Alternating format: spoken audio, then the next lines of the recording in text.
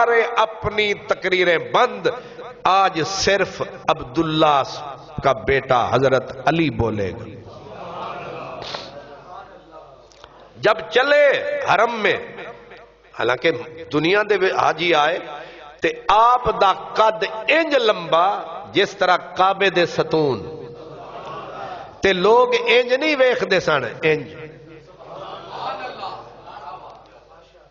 اتنا لمبا قد حضرت عبداللہ علی بن عبداللہ بن۔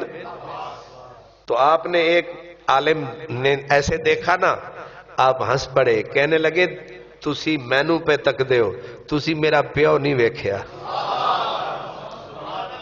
تسی میرا، میں تے اپنے پیو دے کنیاں تک بھی مشکل نہ لاندا سا، تسا میرا پیو تک دے۔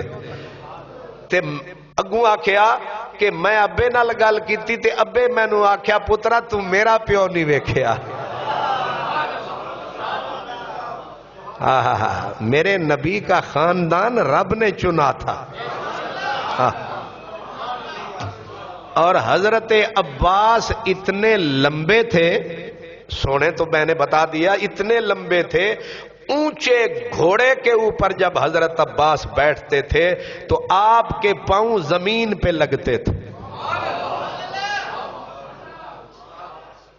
یہ ہے سونے دیاں کڑیاں، اس گھرانے نو نہ دیتیاں کر تڑیاں۔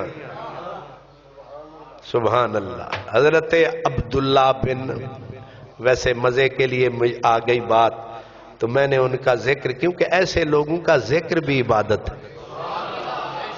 سبحان اللہ۔ تو حضرت عبداللہ بن عباس علم کے بادشاہ، ترجمان القرآن، عمر میں حضرت علی المرتضیٰ کے شاگرد تھے۔